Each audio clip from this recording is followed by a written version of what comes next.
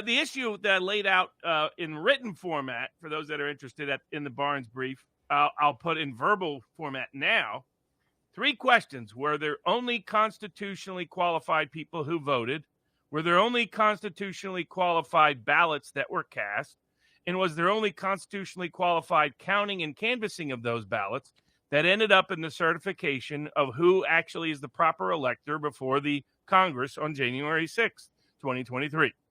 And the points that Eastman makes is the same points I made, the same points that are in that Georgia election contest. In Category 1, in Georgia, Arizona, Michigan, Pennsylvania, and Wisconsin, those 5 states, all you need is 3 of those 5 states to be in doubt for the electoral college majority to then be in doubt. And then it's supposed to go to Congress to vote in the House by state delegation. So each state gets its own vote. They didn't want that to happen because they knew they would lose, because Trump had an edge there. Republicans in the House didn't want it to happen because they didn't want to screw Trump publicly in ways that would end their political career by putting his fraudulency the second, Joe Biden, in the White House. So they went to great lengths to hide from this. Supreme Court went to great lengths to avoid it. Every other federal court, as Eastman has been testifying to, evaded any merits finding. Despite what some people have said, there have been very few cases that had any merits findings, and none of them on these issues. First category, did only constitutionally qualified people cast ballots? Dead people can't vote. Certain felons in certain states can't vote. Certain people under the age of 18 can't vote. People who, in Georgia, for example, who had moved from their residence of registration can't vote. People who voted in another state can't vote. That category by itself, all you needed was enough to be to be more questionable people who cast ballots than the margin of victory. The standard is not fraud. The standard is not widespread fraud, like the media tried to pretend. The standard is, are there more votes in doubt that were included in the certification in terms of the Constitution than was the margin of victory in that state? And what defines the constitutional rules is the Constitution gives that power to the legislature of each state exclusively. So you look at what rules were passed by the legislature. There's a limited role for the executive and the court branch that, to the degree the legislature's rules violate other constitutional provisions, the First Amendment through the 14th Amendment, then you can limit what the legislature's rules can be. That's what the Supreme Court effectively concluded last year in deciding the North Carolina case. That was not decided at the time of 2020. There was a good argument that only the state's election legislation's rules applied, which ironically, if you listen, we'll get into the Meadows case in a bit, you'd think somehow that was still the case. And from a liberal Obama judge talking about states' rights is deeply ironic at multiple levels. But especially as will be relevant later on in the immigration cases. But so just that category, whether certain people were constitutionally qualified to vote, there were more people that were not constitutionally qualified to vote whose ballots were counted than the margin of victory in Georgia, Arizona, Michigan, Pennsylvania, and Wisconsin, including, as just Georgia's example, dead people. Thousands of dead people voted. How do we know? We proved it with obituaries before their vote was sent back in. Now, if we move to the second category where the ballots cast in a constitutionally qualified manner, there the key is how did they get the ballot?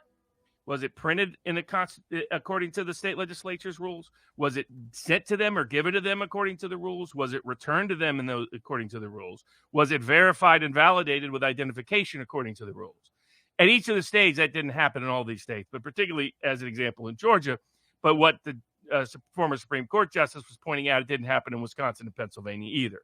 So you had circumstances where what's supposed to happen is like nursing home residents in Wisconsin and Pennsylvania.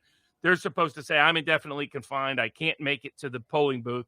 Please send me a ballot. But they have to request it. They have to validate, verify that it's them, and they have to do something in identification, Pennsylvania, Georgia, Arizona, by signatures that match the voter signature on your registration card. As an Arizona court just ruled this week, that means only that signature, not any other signature. Just on the Georgia dead people, because I remember seeing the fact checks to claim alleged dead Georgia voters found alive and well after 2020 election. Robert, I know people say this. It's not true. Only 4 dead. Well, they say 4 here. Where can I find where is the confirmation? So the key is that we put in the names of all of those people in the Georgia election contest. Before the names went in there, we had reviewed them got independent confirmation, and asked the Georgia election officials to refute it. They couldn't. So what would happen is, a month or two later, they would cherry pick 2 or 3 cases and say, oh, look, we found where this person actually does match up to another, like in Michigan, for example. They said, oh, really, it was the son who was accidentally listed as voting in the father. So there, again, no question that they listed a dead person as voting. They just claimed they misidentified the person who voted, which by itself, by the way, raises questions about the validity of that vote. And so that was just category 1. Category 2 was that the ballots were not printed in a way that maintained chain of custody. Number 2, the ballots were sent to people in ways that were people didn't even request them, or the party observers were not present at the time of their request. The ballots were filled out and sent back, where in the case of Wisconsin and Pennsylvania, party observers supposed to be present, make sure it's all kosher. Didn't happen. And people who were actually not indefinitely confined were listed as it illegally and illicitly in Wisconsin, as again the Wisconsin Supreme Court itself would acknowledge a few years after 2020. That was because they listed as it couldn't find everybody because of COVID, which that wasn't the legal criteria, and therefore all of those ballots are constitutionally questionable. Exactly. And then in Arizona, Pennsylvania, and Georgia, they're supposed to verify that that's the person who filled out the ballot by matching the signature, like in Arizona, against the voter signature on the registration card. In Arizona, they admitted in their own manual they weren't doing that. And the Arizona court just ruled last week that's illegal. You can't, the law requires you match it against the signature from the registration card. You can't. Hear what they're doing.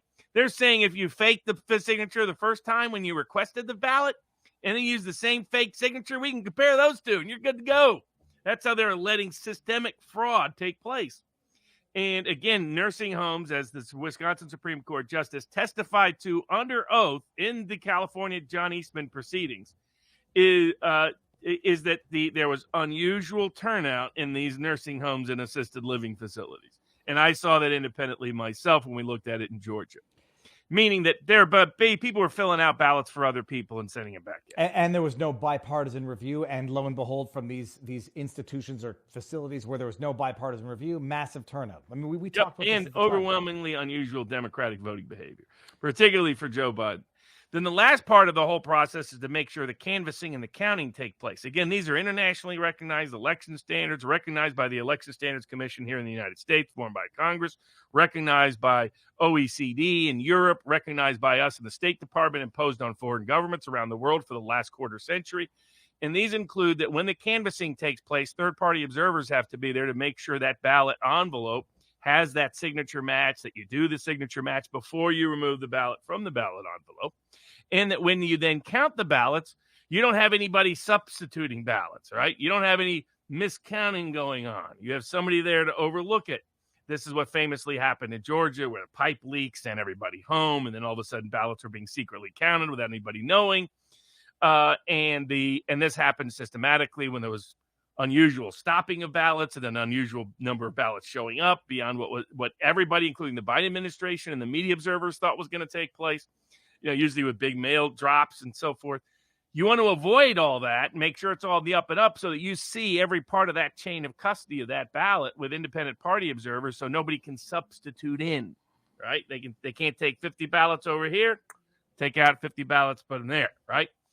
And one way that might show up is the transparency that's supposed to be required that the state of Georgia, Secretary of State Ratburger, and that fraud of a governor Kemp promised the whole world when they were doing that sweetheart deal with Dominion, which, by the way, some of their people lined their pockets with, as I was told in Georgia by Doug Collins and others at the time in 2020. He said that's why the governor's so nervous about it. That's why the Secretary of State's so nervous about it, is that they were going to publish those ballots to the whole world so everybody could see them. When we did the recount, they wouldn't allow people within a close proximity to look at the ballots. The few people who were able to get anywhere near noticed unusual natures of those ballots, the kind of ballots that look like somebody subbed them out for real ballots. And those ballots that are perfectly crisp, some ballots that only had Biden marked on it, ballots that looked like they weren't marked with a real pen but by a computer. That's the nature of things, aside from all the issues that are raised in the 2000 and Mules film that Dinesh D'Souza is showing live the rest of the day for free on Twitter at Dinesh D'Souza's Twitter account. You can review that film for those aspects. But those were the three aspects of the election that were not conforming to the Constitution because they violated the rules set by the legislature of each state and raised constitutional questions about whether we had a constitutionally conforming election in the states of Arizona, Georgia, Pennsylvania, Michigan, and Wisconsin and Nevada in excess of the margin of victory in each of those states. And it should have gone to the House. They should have voted by state delegation. They didn't because they ran and hid and cowered, as cowards do, unfortunately, the Supreme Court did, like most courts did, like the Fulton County Superior Court did, like the Georgia Court of Appeals did, like the Georgia Supreme Court did, etc. And that's what Professor John Eastman has ably and adequately displayed throughout the proceedings in his joke of a disbarment trial. But Robert, here's what's going to happen, and I'll be able to look smart if and when this ever comes to fruition. The administrative tribunal judge, whoever she is, whoever he is going to say, "Look, she'll rule against him all across the board. She'll lie throughout the proceedings." Well, she's going to say, "I'm not here to relitigate what is widely known as." She will though. She will though. She wants a ruling that says Eastman should be in prison. Eastman was terrible. Eastman was awful. All of this was election fraud. She'll